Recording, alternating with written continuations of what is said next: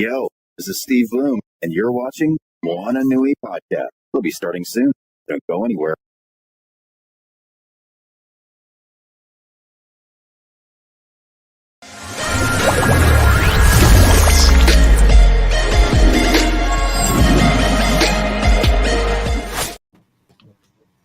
Hello. Hello, everyone. Yes. Thank you for joining for today's episode. And of course, we have the lovely Cece the Geek as our co host while we wait for Moana to join shortly. Yes. Of course, y'all would not be able to see my lovely face today, but you get to hear my voice for this little lovely intro. We're very excited about today's guest, and I'm going to let Cece kind of kick everything off for today's show. Sure. Thank you. And thank you so much, Dana and Moana, as I know she's on her way here, and wishing you the best in your recovery. And can't wait to see your gorgeous face again. Um, but outside of that, let me get into it. And please don't forget to like, follow, and subscribe Moana Nui Podcast on all platforms, audio and video. And let's introduce our guest. So, John, is it Saritz Robinson the fourth? What's Did I going say on? it right? Skirrets, but Saritz. I like Oh, a lot okay. of names I got it online. straight. Yeah. I got you. I like it. Okay, I forgot we for the culture here. So, Right. awesome. Cool beans. Well, Dana, if you don't mind, we can get right into it. All right, sounds good. John, of course, we always like to start our shows with a little Pico or origin story. John, give our audience, especially the ones that are getting introduced to you for the first time, your Pico, your origin story, and how you got into being a creator of comics. Got you. Yeah. So I kind of always been like, a storyteller, like writing and stuff like that. Man, beyond high school, like probably back into middle school, I've been doing some form of writing. Probably not always good writing, but some form of writing, right? Some form of storytelling. And somewhere around 12 years or so ago, actually more than that, I started, I sat down and said, okay, let's take it serious. Let's figure out how story works. Let's figure out what makes a good story. Let's figure out all these little things that I'm missing that I read in these great books. So I started writing back then. And I've also always been kind of a comic head too. So of course, being that I like to write and I like comics, somewhere along the line, I was like, well, let me go ahead and, let's write comics, right? So yeah, honestly, like I'm down for any form of storytelling. I also work on, I've done countless short stories. There's a novel that at some point will get out. It's in a completed very rough draft stage. But yeah, I've been doing a writing thing for quite a while, and I just, I really love storytelling. All right, we have Robert on here saying hello everyone. Scorpio is a great comic series. Please support. Great. And then of course Moana hitting us up as her community. You have a great radio voice, John. So okay, you gotta keep that in mind. I appreciate it. I don't know how to I don't know how to follow that up. Well, No, of course, as you're talking about of you getting into writing short stories and comics. What guided you to say, yeah, comics is where I'm going to start writing in? What was that trigger? What was that inspiration to get you to start writing and creating your own comic? Yeah. So I think, if we're talking specifically for comic, I think because I was reading so many comics anyway. Well, let's go back to when I started reading comics seriously, first of all. So I've been reading comics like forever, right? Like, as a kid, I remember way back reading like old X-Men, like the black and white joints. Still, you were in what do they call it? The essential books. Um, Yeah, they were like the black and white X-Men. As a kid, I used to color them in. I know it's like sacrilegious, but I used to like color in the black and whites. They were like on like newspaper type paper, you know. Um, and I remember reading like Spawn, which had no business reading Spawn as a kid. Like that is not a child's book at all. But there was some point around late night, like 90, 99 or something like that, where I remember my mom and dad left, and they left the house or whatever for something, and my dad dropped me off Unbreakable, the Bruce Willis movie Unbreakable, and the Secret War 1985, like the collected edition. And I remember watching Unbreakable, and like, because it's very comic centric, I got like really immersed into the movie. And then after the movie was over, you know, the movie's full of like classic comic book stuff, right? References and all that. And then when the movie was over, I remember Secret War is sitting right there. So if you know Secret Wars, it's like a thick book, I think like 10 issues or something like that. It's like a really thick, you know, one-shot story. So I read the whole thing in that, and then from then on, I was like I was all the way in the comic game, right? So like that, at that point, I was like getting every graphic novel I could get. I was like trying to figure out where the continuity was, try to follow, because like I said, I was reading before, but like I was reading random stories, and I was a kid anyway. I didn't know what I was doing, but yeah. So at some point, like down the line, when I decided to start writing, I started thinking about, well, what would this story, like I was working on a novel at some point. I was like, what would this story look like as a comic?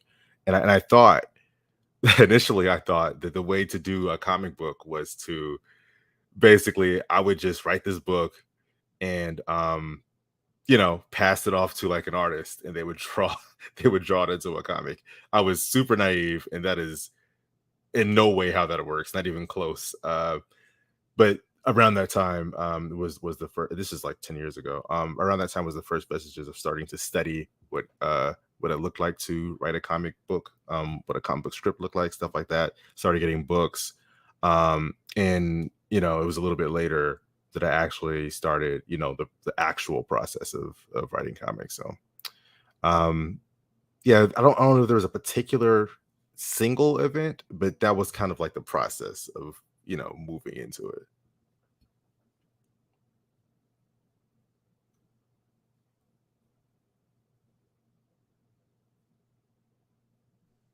Okay, great. Oops, it looks like we lost Cece. Hold on. Oh, there she is. Okay, let me add her back. Okay, perfect. Yes, sorry about that. I was like, just what I was going to jump in. This bounce. But of course, as you've created your own comic book, which everybody who's tuning in, and also saw in the comments about Scorpio, and it looks like JD says John became a man at the age of 7 when he made the great mistake of opening up Spawn the comic book. Yeah. Yeah. That is not a kid's book. Not even close. So of course, you know, anyone who tuned in earlier saw the comment from Robert saying Scorpio is a great comic book series. For those that are not familiar with the Scorpio's comic book series, can you tell the audience a gist of what the the series is about, and what makes it different than their typical Marvel or DC comic that's out there? Yeah. So, well, the first thing that sets it apart is it is not a superhero comic at all. You could have characters that you may consider they're the hero of the story, maybe, but it is definitely not your pull on tights and fight, you know, random criminal of the day type of book. It's a very self-searching book. It's a very hopefully for the characters introspective book. Like the things that they go through, it forces them to kind of look inside at themselves, and kind of like there's a lot of internal conflict they have to deal with. I mean, there's a lot of talk out there about the external and internal conflicts when it comes to storytelling and characters and whatnot.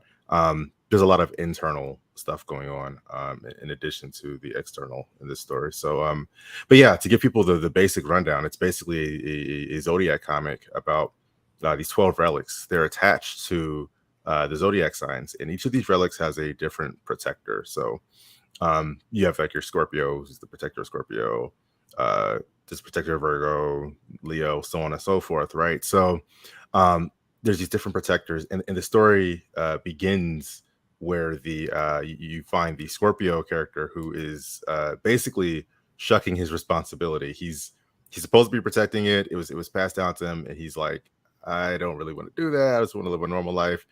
And as you know, in these stories, the protagonists do not end up living a normal life in most cases. So he gets put in this situation where basically, because he refused the call to become the herald of Scorpio, these otherworldly beings come after him, and then the other protectors find out that they're coming after them, and then they also come after him because they need to get to him before these other beings do. And that's kind of where the story that's kind of where it kicks off. Yeah. Interesting. All right.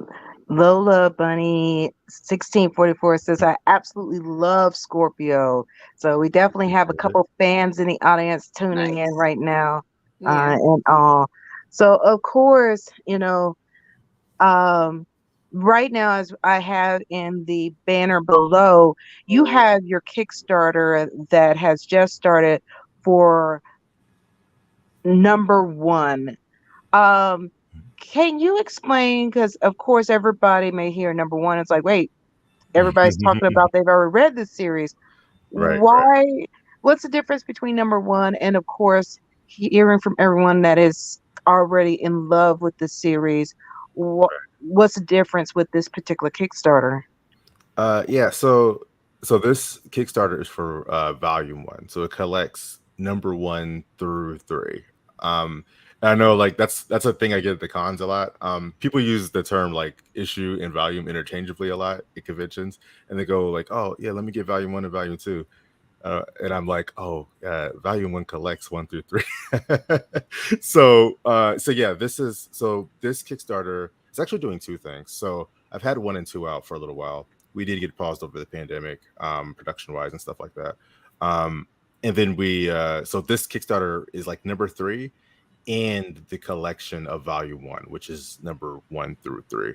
So you're kind of getting both, which is why it's a higher goal than I've had in the past. Because man, it's collected editions are something else to print. It's a whole different ball game. So yeah. Okay, great. So with this particular campaign that you have going on, what are anyone that has participated in a Kickstarter, the benefit of doing the Kickstarter, one, you get it, the product early, but you get certain items with your tiers that you cannot get if you purchase the books outside of the Kickstarter. So what are some things that people can look out for that will be on your Kickstarter that they may tickle their fancy for? Right. So being that this Kickstarter, so the main things that are important that I was trying to let people know, because it's a little different from my past like my books previously. So because we're collecting volume 1 through 3, the printing and the focus of the printing is on that collected edition, right? So there's still the floppies for 3. So if people bought like 1 and 2 before, or if people want to get 1 and 2 the floppies, that's fine. And there will be floppies on the Kickstarter. But the thing is, like after this Kickstarter is over, the availability of those floppies are going to be next to none, like low to none, because there's going to be less printed of those. So what I mean by the floppies, basically the single issue of number 3, that's 24 pages by itself, it's going to be very hard to get it after the Kickstarter. And that includes the variant. And that variant cover is by Marcus Williams. I know a lot of people. And it's fire. Yeah. Fire. Yeah, appreciate it.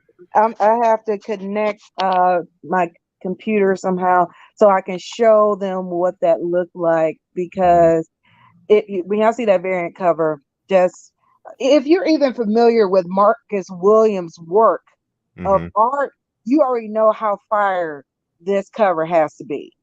Right. Yeah, that was one of the ones where I didn't do my due diligence at the beginning of the Kickstarter, showing that cover off as much as I should have.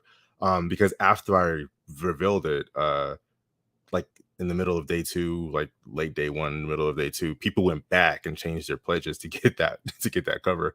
Because I didn't realize it was available. But yeah, like that's like the regular cover and that one especially are going to be very limited. Um, After the Kickstarter. And then of course there's like prints and stuff like that. There's the prints, there's clothing items that I usually don't have, like bags, t-shirts, I got hoodies.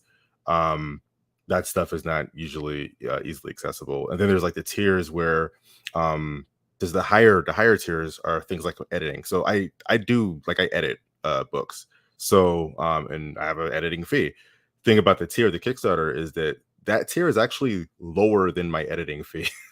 Funny enough. So the tier where you get the, like if you want to like your comic script edited or something like that, um, it's lower than my editing fee would typically be, and you're getting like all the other stuff with it. So it's like, if you were already thinking about, me editing something, then there you go. You just get it all together, right? And then there's of course the appearance. Yeah, the appearance stuff was gone like day one. Like I had 3 available where you can appear in the book. Then the next issue, that was gone instantly. I put up 2 new special tiers where you could appear. Well, one of them, there were 2 different tiers. One where you could be, other for women too. One where you could be one of the characters' girlfriends, and then another one where you could die in the book. I know that sounds crazy. I've actually had people ask, "Can you kill me in a book?" But there's one you can where you can die in the book. That one's still available, but the one where you can become the girlfriend was gone instantly. Like as soon as I put it up, it was gone. Um, so yeah, those are some like the limited things that are on there. Nice, nice. So definitely everybody, if you're not familiar with Kickstarter, you definitely have to jump on some of these limited items because you will not have the ability to take access to it. Or a lot of times you're getting a steal of a deal with some of the tiers, as John mentioned, that you can only get that pricing through the Kickstarter. So definitely check that out. You see in the comments along with on the banner below how you can connect through the Kickstarter. And let's see. Let's see. I am getting ready to. I'm gonna share the screen. That way, you all, while you are tuning in, can take a look at this Kickstarter of what you can expect from the Kickstarter. So here we go. Here is on the Kickstarter page. You got 17 days left to go. As John mentioned right there, that is the standard cover right there that you can take advantage of. But the variant cover, that one right there on the right hand side, that's that Marcus William one. If you're not familiar with this artwork, that's it right there. So you can definitely take advantage of that. We also have we got Miss Moana on the line. Hello, Moana. Hi guys, sorry I'm late. Oh, you're Good to see fine. y'all. The Beauty of the Beast. But then we have this lovely page right here. John, can you explain to those that probably is new to the Kickstarter, of course, to your project about this particular page you have on the Kickstarter? Right. So the series in general, like when you read the first issue, it starts off very like normal world. It feels very just a guy trying to live his life. By the end of that issue, it seems like a guy trying to live his life who's has some people messing him up. And then it quickly turns mystical. So what you see here on this page, this is the first page of issue number 3, is basically them entering this realm called the Udyan Rashi, which stands for the Zodiac Garden. And the character that's in the middle there, that's actually the debut of Virgo. Her name is Zahara. That's the first time that you meet Virgo in the story, and she's there with her pet tiger Zeri. So you get the hint, you get the sense that she obviously has some kind of magical, mystical power, and in the coloring of the page, you can tell there's also like a very mystical air to this place, because it's not, it's an area between realms, you know. So yeah, there's that's one like small snippet of like the larger world building. But yeah, that's where they're at there. That's awesome. So sorry if you covered this already, but so this is to fund issue 3. Will the backers be able to get all 3 issues in this campaign? Yep. So this is so floppies wise, they can get only 3 in the variant cover if they want the single floppies. Now you can still get 1 and 2 like on my regular online store, but the collected edition, which is the cover you see at the very, very top, Got it. or there you go, it's at the digital deal right there. That cover there is the collected edition of 1 through 3. So you've got 3, like the digital dash one that's $5 right there is just number 3, and then the one beneath that is 1 through 3. So you're getting it collected. Got it. Yeah. So is this one complete arc then? Right. Gotcha. Yeah. 1 through 3 completes arc 1. It's like, it's exciting to kind of be it like that. You know what I mean? Like cool. At that threshold, right? You know, because there's all these cliffhanger. I mean, there's a cliffhanger at the end of 3 too, but it's very clearly like the end of an arc, right? So got you. So will the series continue after this arc, or are you done with this for now? Oh, absolutely. Oh yeah, we are just scratching the surface.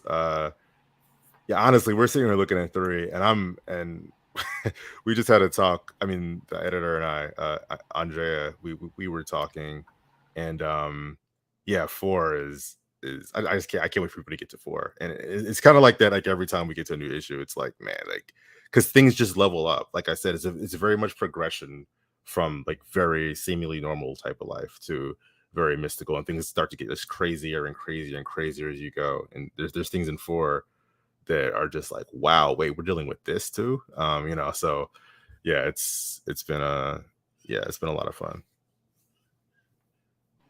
That's really cool.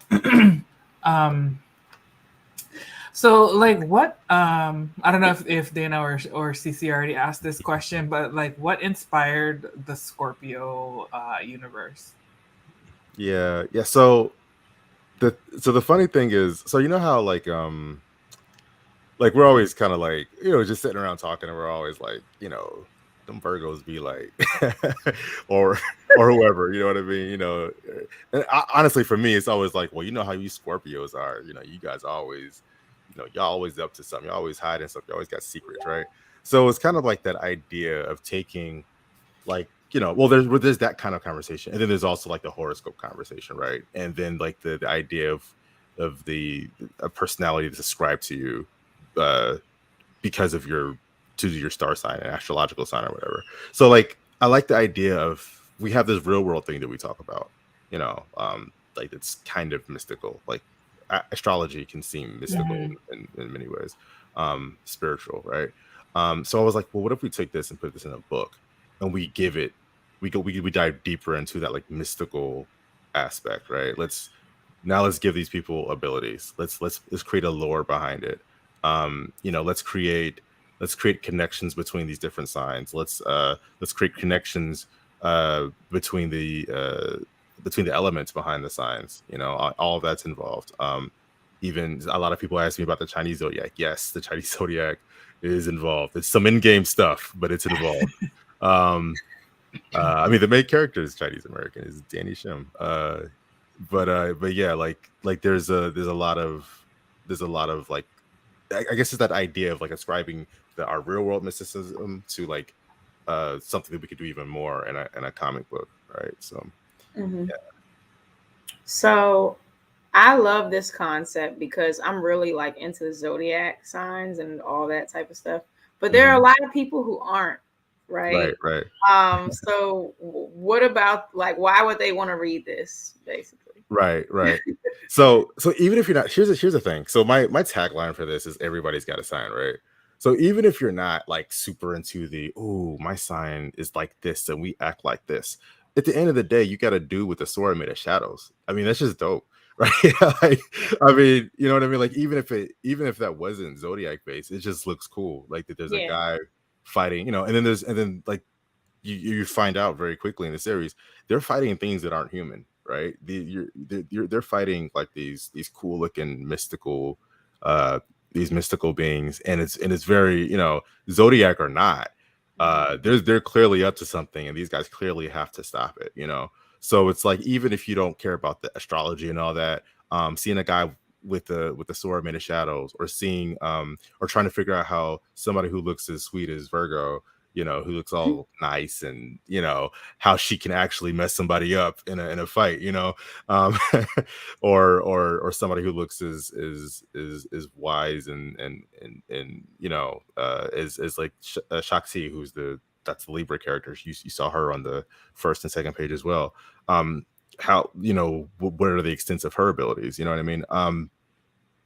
Even outside the zodiac, it's just there's all these really cool, at least in my opinion, really cool power applications. I may be sort of biased to thinking they're cool, right? You know, but yeah, it's like, you know, like just, and then there's the fact that there's, again, they're ascribed to relics, right? So I don't have power by myself as a Scorpio, but if I pick up that sword, suddenly I have shadow powers. But as soon as somebody takes it away from me, um as soon as somebody takes it away from me, it's and they're a Scorpio too, they now have the power that I was just holding, and that comes into play in a major way later on in the story. It becomes very much kind of like uh like like a battle over these relics kind of a thing. So Cool. Well, I don't know if you want to go back and forth with it, but what kind of what was your moment where you like what moment? And I don't know if Dana kind of got into the weeds of this or not. She did talk about your origin story, but was there like a aha moment when you were doing this thing at any point? I feel like there may have been more than one for oh, you mean like when I started it, or me like personally, and I'm sure there's more than one for Moana in right her creation of her own stories, you know. right so But any moments in particular, I guess, that like stuck out to you when you were creating this thing, or kind of let you know that you were on the right path and doing the story yeah, that needed to be told, so to speak. so I gotta try to say this without spoilers, right? Because everything, yeah, I could do that. Like I could do it without spoiling. So like this book is not like, it's not just the signs, and it's not just cool powers, right? There's a very strong thematic through line, and that through line becomes more and more evident as you go through the story. You'll see it. I mean, you see a little bit of it like in 2 and 3. You see it more if you really have your eyes open in 4. But yeah, so I do a writer's chat every week on Wednesday, and we talk about like all kinds of all kinds of topics. And one of the things that I talk about a lot is the importance of like of just raw research, just kind of opening your mind up to things, right? So a lot of the time when I'm writing, my writing sessions may not be actually writing, because especially in comics, I don't know, maybe it's just me, but for me in comics at least, there's actually a lot less writing, and a lot more musing about, or musing and plotting, right? Because the script is just shorter. Like I can write a script in a shorter time than it could take me to write a few chapters of a book or whatever. Just because there's like less physical words on the page. But yeah, there's a how can I put it? There was a moment in the midst of my research, and thinking about how people thought about astrology, like in the real world, and and the idea of stars aligning in the sky, what that means. Like I'm trying to be like kind of vague about it, right? So, so it can give you a hint of like where it's going without telling you where it's going. But yeah, there's this idea of uh how we think about astrology, and then the concept of the stars aligning, and what that means exactly. There's a little bit of the idea of the yin yang is a very big deal. Taoism is a very big deal in this. Like a lot of like Buddhist ideologies is a very big deal in this. Mm. Things like impermanence, things like the push and the pull, things like the give and the take. There's a lot of that is a very strong thematic through line, and it's like it is the definition of the end game in this story, right? I know I'm like being very vague about it because I can't like give away like exactly what's going on, but just know that those things are involved, and it's it's very important, right? So there's a moment when I was studying that stuff where I was like, oh, this is the why of everything, and this is the how of everything. And I think it was at that point that because initially I didn't write like the ancient history. Like I wrote like some background, right? But I didn't write the ancient background.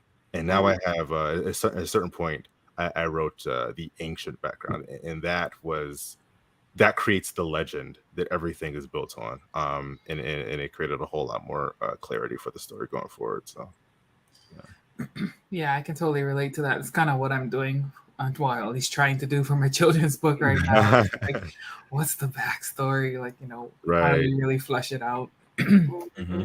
Yeah, for sure. So with the characters that you have developed in your story, were they inspired or based on real people, or are these all like fully fictional and kind of made up for your universe? Yeah. So, like Danny, one of the main protagonists, he's like I guess he like at the first arc, he's definitely the main protagonist. And then we get some moments later on where it definitely shifts more to Naomi, and then back and forth between those two. Naomi is the lady on the cover of number 3. But yeah, so Danny's not like me, but like there's certain like mindsets that he has that are kind of like me, like certain like ideologies, right?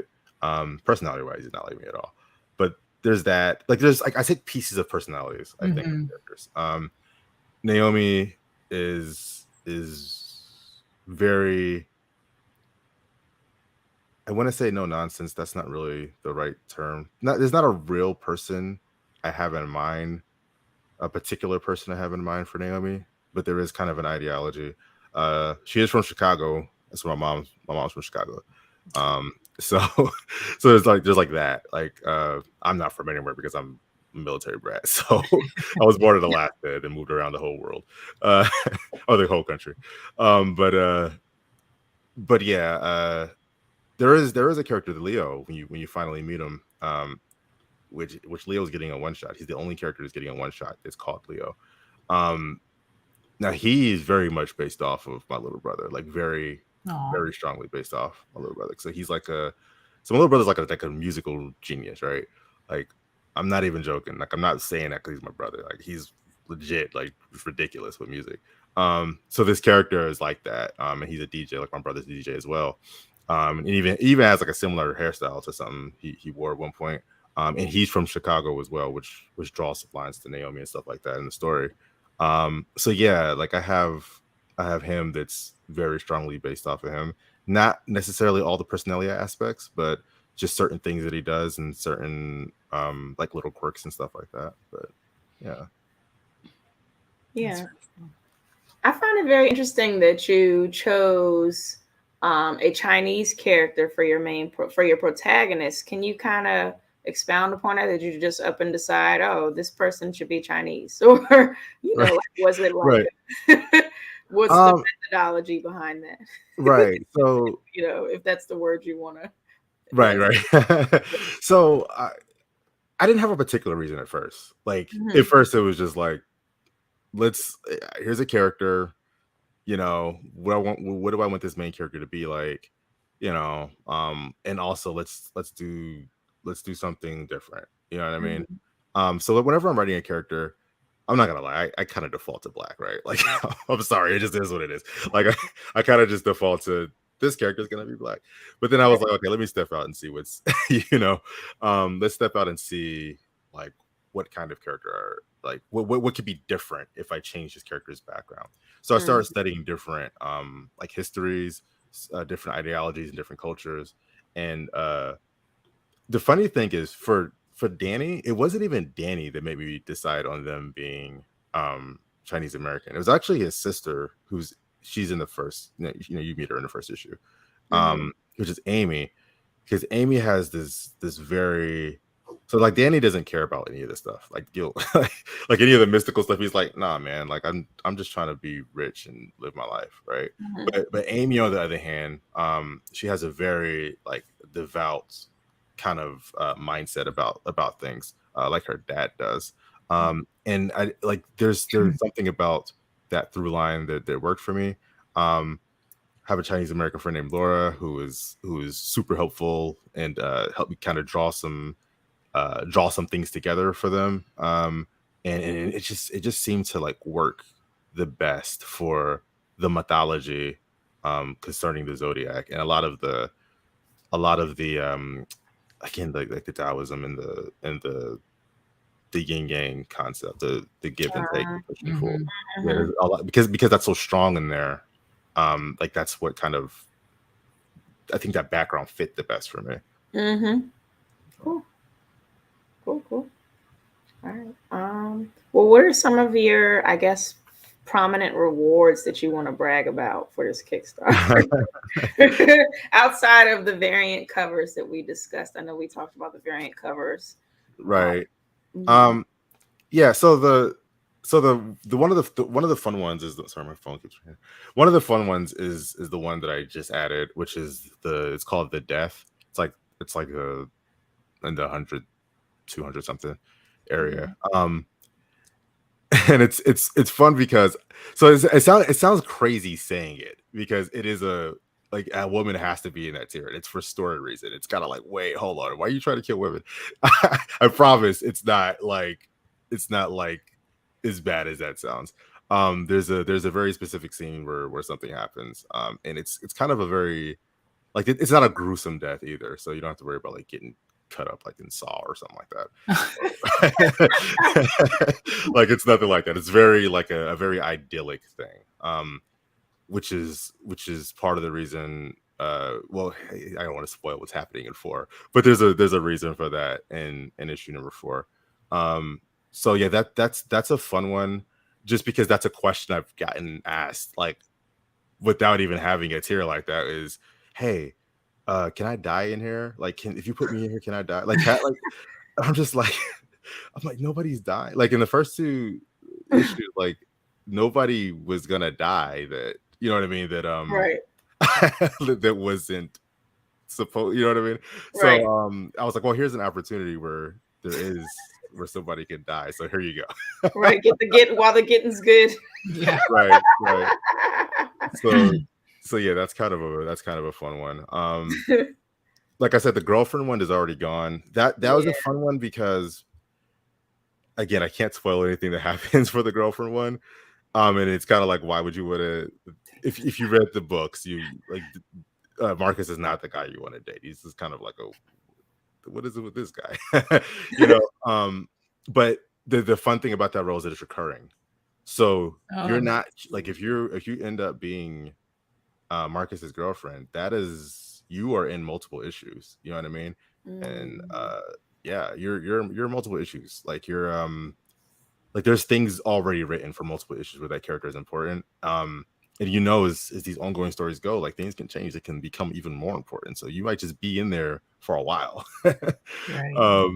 So yeah, those 2 are really fun. And then the highest one is where you can get a sculpture created. So That's interesting. what this sculpture is, I didn't define the size exactly, because it's between a certain height. It's going to be either like 6 inches or higher, but the exact height is a little varied. But basically, you would get a sculpture of any character that you want in the book, or you can choose your sign even if they haven't shown up in the book yet, because all the characters, all the like signed characters have been designed. So like if you're like, well, I want one of Gemini, but Gemini hasn't shown up in the book yet, then what we would do is, with that person, we would talk about Gemini and show you hey, this is what Gemini's design looks like. And then you get to pose them and all kinds of stuff. We work with the sculpt artist or the sculptor words, and get basically whatever design you want for that sculpture, in full color and everything, unless you want to paint it. There's some people who want to paint, so yeah. Okay, cool. All right, I have a question that I just thought of as you were answering that one.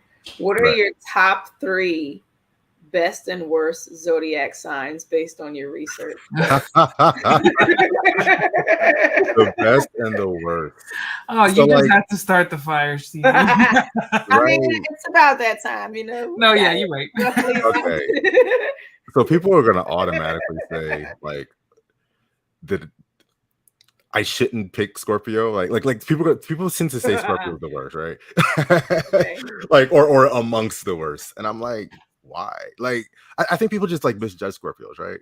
I think people just say, oh, well, you hide things and you're secretive and you always got something up your sleeve, and I just don't think that's really the case. So I'm just gonna like put Scorpio like to the side. It's like it's too biased of an answer, right? Fair enough. So but mention to Scorpio.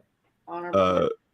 Then you have like, so my wife is a Virgo and my oldest daughter is a Taurus, right?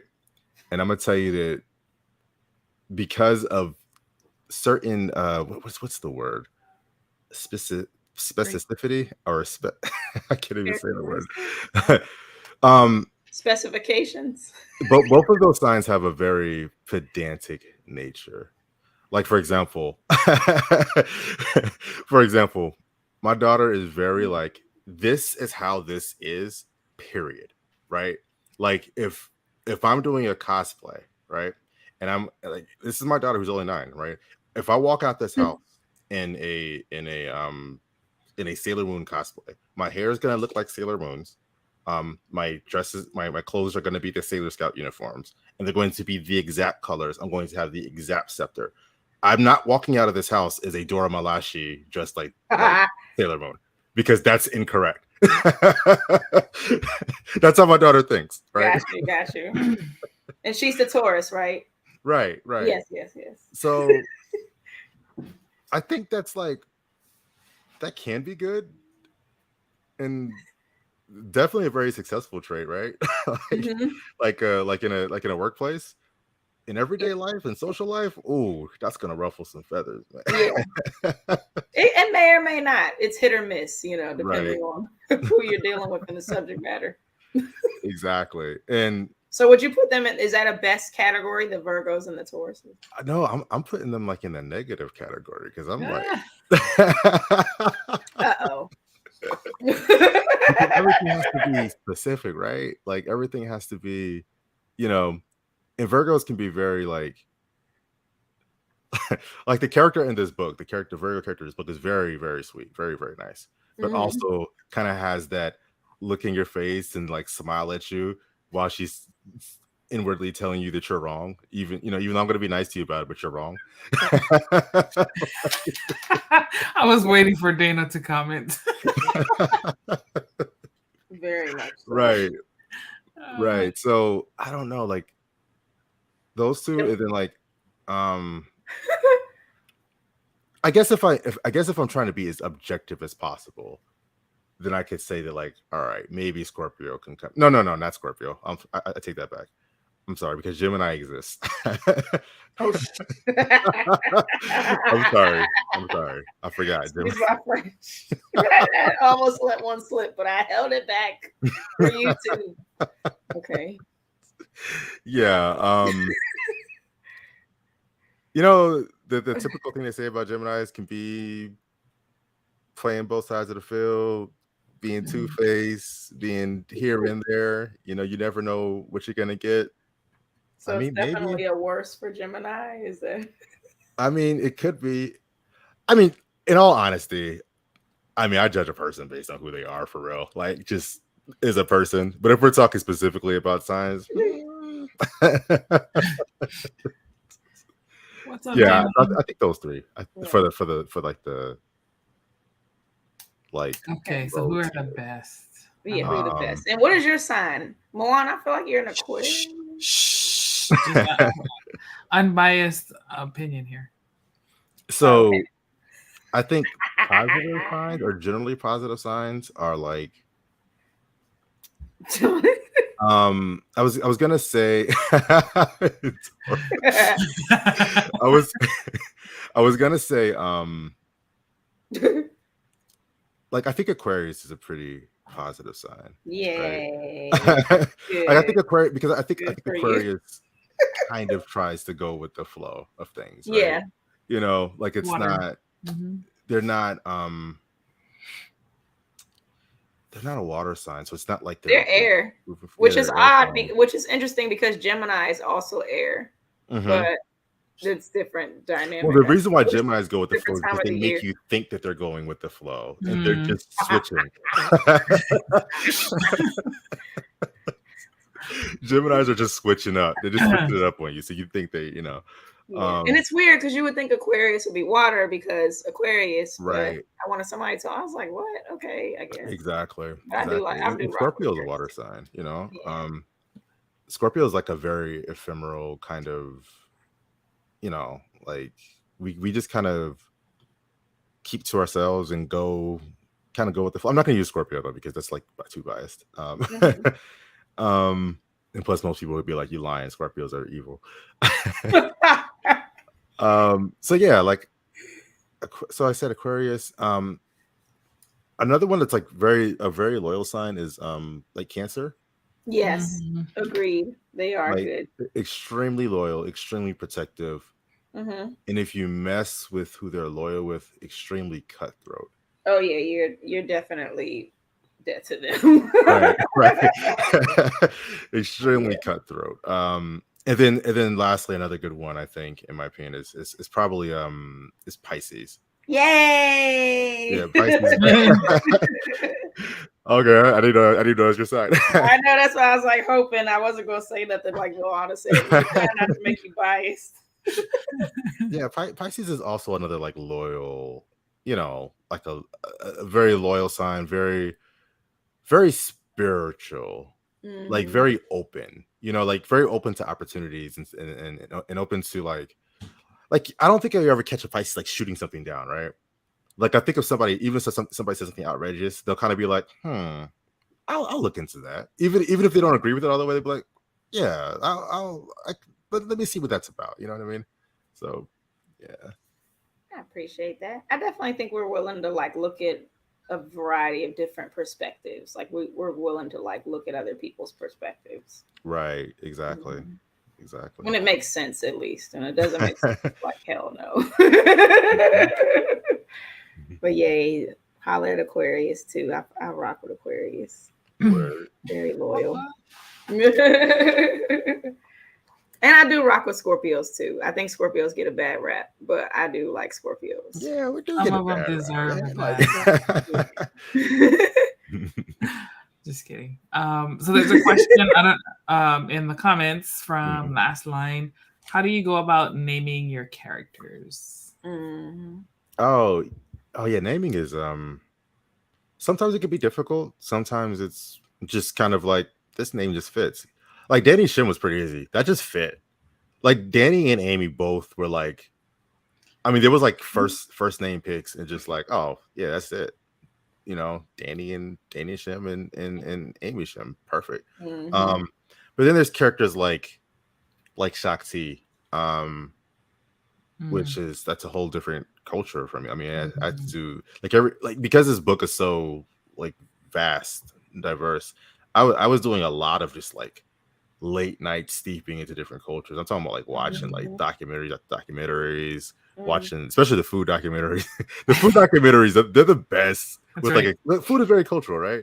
So Yeah. they're the best of like explaining culture well, right? Yep. Or getting you like kind of familiar with like another culture well. So I was doing like a lot of that, and I can't remember why the name Shakti came up. Maybe it was a latent Star Wars fan of me because there's a Jedi named Shakti, spelled different. But no, but other than the Jedi, I hadn't seen that name anywhere else, and that name just it fit. But a lot of it is cultural, right? So Gotcha. because they're from different parts of the world, I try to think of a name that's cultural. There's a lot of etymology searches on the names. The Cancer character is Japanese. There was a intense amount of etymology drawn from that name. So which I would have to bring the notes up to say to even say the name properly. But yeah, like a lot of the names are some of them are like just kind of like Naomi came easily. Like I just knew instantly Naomi was Naomi. That's just what it is what it was. There's other names where I kind of went back and forth with it. Some names I tried to like play with like a little bit of like a little bit of like my interest. So like Mike's name, his name is Mike Masters, right? Mike's book, the one shot that he's in, has a very Street Fighter feel. And if you know Street Fighter, Ken Masters that's Ken's last name is Masters. And then Mike Masters also has the alliteration, like like Stanley used to do back in the day. Gotcha. Yeah, that kind of a thing. So yeah, different reasons for different names.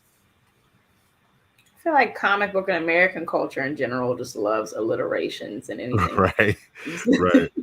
I didn't want to go too heavy on it, but there were some characters like thematically, like it fit better. So like Mike Masters fit because there's like Ken Masters, Mike Masters, and then also he's a DJ, so his DJ name is DJ Masters, right? So it was like all these, like mixing and mastering. There's like a lot of like little through lines with his. So I had more fun with his names, but I wouldn't do that for everybody. If I do that for everybody, that's like too heavy handed, right? Like like come on, man. Fair enough. Oh, Moana, I don't know if you have any other questions. Well, dang. Go ahead. Yeah, you go ahead. Did you listen to any music? You mentioned that you studied food and you watch documentaries. So that's one thing I do to like learn about, or one thing I kind of discovered that I can do to learn about other cultures is listening to the music. Is that something you like to do? Right. So yeah, definitely. Like so for different parts of the book, I listen to different types of music. I will say because of where things are thematically, the major music is Kid Cudi. like mainly the first album, some stuff from the second album. Then when the third album came out later, or not the third album, but the third Man on the Moon. Like that one later had some songs in there that really fit the vibe. But like he has like a very melancholy like solemn vibe to his music, and there's a lot of scenes like that in this book in general. So yeah, I did do a lot of that. Then there was some there were definitely some scenes because again we've got like Sagittarius and at least half of Virgo. Virgo is Black and Yemeni. So like there's like there's music from those areas. I kind of mash them up together in this playlist. So there's like there's a few different playlists that I have that for different parts of the story when writing different characters. For the Leo book, definitely a lot of like 90s hip hop, like 90s hip hop vibe, like stuff like from what was that joint that got kicked off of Netflix? Never should have got kicked off. The DJ joint. I can't remember the name of it right now. But yeah, a lot of hip hop, like 90s hip hop music for that. Okay, was it like a competition show? The show? No, that was like dang, what was the name of that show? It was The Get Down. The Get Down. Okay, yeah, that was a good show. I don't know why I can't believe that got removed. He's tripping. Yeah. right. That's so crazy. Well, that's awesome. I mean, I love music of different cultures too. It just, I don't know. Music is just like that uniting kind of thing. Mhm. Like no matter who you are, you always find commonality in music. Right, right. Mhm. I'm always asking somebody what their playlist is. I'll just I'll hear like somebody listen to a song. I'll be like, oh, what's that? I don't know what that is. You got a Mhm. playlist? Like I just be randomly asking people for playlists. Yeah. Yeah, then you find out what it is, and I'm like, oh, I gotta go search it now, and then you go down the rabbit hole. Right. I love Shazam. Shazam is my jam because it can identify like almost anything, the Right. the app, and you just push the little button and it tells Yeah, you. Oh yeah. Mhm. Oh yeah. yeah. Now they got to pay you, Moana. I know, right? Oh man. Alrighty. Well, it looks like we are coming up on the top of the hour. So for those who are in the chat, please check out Scorpio on Kickstarter. If you can back, please back. We definitely love John's book and what he's doing, and we're excited to help him continue his series and his creative journey. Times are tough. If you can't afford to do that right now, please share the link around. Help us put more eyes on the campaign. You might have some friends who are into this, and come on, there's always some good banter about Zodiac. So Right. Yeah, the sharing is a big deal. There's billions of people in the world, right? So it's kind of like your audience can only grow. It's not, there's almost no limit to how far your audience can grow, but it can't if it's not stuff is not getting shared around. You know what I mean? So that's one of the biggest things. I know a lot of great writers. I'm just like, man, how is this book not bigger? Because it's incredible, and it's just like eyes are not getting on it. You know what I mean? So yeah, hype this stuff up. I'm not just talking about my project. Any project. If you think a project looks cool, go share that the same that you would share whether Superman would beat Batman for the billionth time. Like I would share that in 2 seconds. The same doggone tweet about Superman versus Batman. Like share a project that looks dope if it looks dope. You know what I mean? Yeah, absolutely. And I think it's even more important at the grassroots level because all of these platforms that we use it on a daily basis, but the deck is usually stacked with the algorithms and everything. So that organic sharing is I cannot advocate for it more. It's super, super, super important. I know in my past campaigns, especially the last two, if it wasn't for the sharing of the community, I wouldn't have gotten where I did. And so I'm super appreciative, and anything that we can do to help our community and the creators, the good, the ones who are committed to creating consistently and delivering successfully. We definitely want to give you guys as much chance as we can to be successful. So thank you for coming on the show. We wish you all the success with the Kickstarter. Scorpio, let's drop that link one more time. Yeah, appreciate you guys for having me on. Yeah, I'm so bummed that we didn't get to meet in person last week. But last week. No, it's all good. It'll happen. We always be on the go. It'll happen. For sure. Yeah, no, this was really cool, and I really enjoyed hearing about your story, and wishing you all the best in the Kickstarter. I'm definitely gonna share this, contribute, get the word out. And Moana, thank you so much again, and Dana. I know Dana's working hard behind the scenes, but thanks again for this. It's always fun with y'all.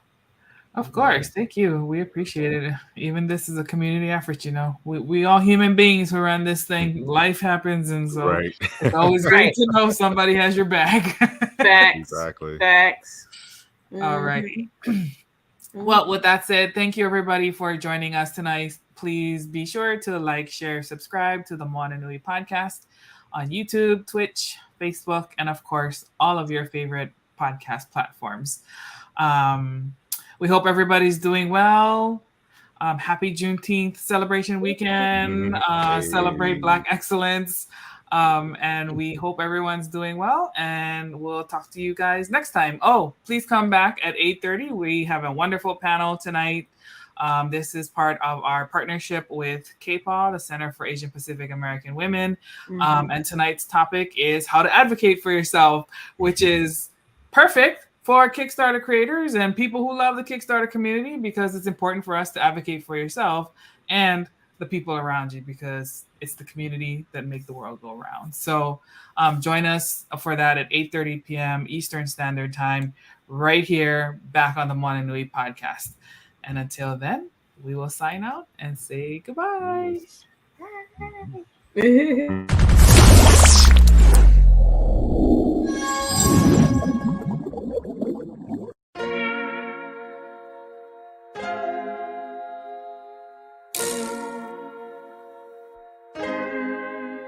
So many stories left to tell, even if we have to ourselves. Can't keep history on the shelf. If they won't tell it, we will. If this the land of the free, it was a freedom then, when they annexed Hawaii and called it Cedar Lands, without any type of payment and no signing off. Called themselves the Republic in 1894. 1.2 million acres overtaken from the native Hawaiians. When they resisted, the West retaliated in violence and erasure. The Hawaiian language is banned as part of colonialism's plan to expand, yeah. Stuck between a rock and a hard place. Multiple bombings of Kaho'olawe as a part of their ongoing war with Asia. Used it as a place for target practice. No consent or compensation. Colonizers call for annexation.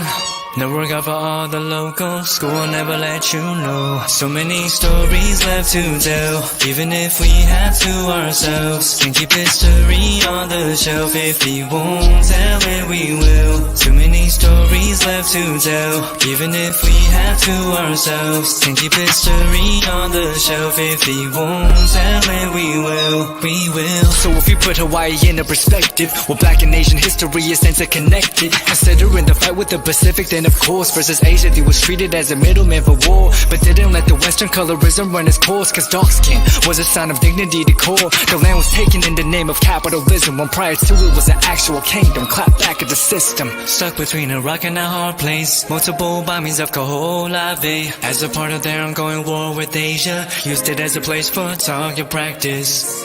No consent or compensation. Colonizers call for annexation. No regard for all the locals. School will never let you know. So many stories left to tell, even if we have to ourselves. Can't keep history on the shelf. If we won't tell it, we will. Too many stories left to tell, even if we have to ourselves. Can't keep history on the shelf. If we won't tell it, we will. So many stories left to tell, even if we have to ourselves. Can't keep history on the shelf. If we won't tell it, we will. Too many stories left to tell, even if we have to ourselves. Can't keep history on the shelf. If we won't tell it, we will. We will.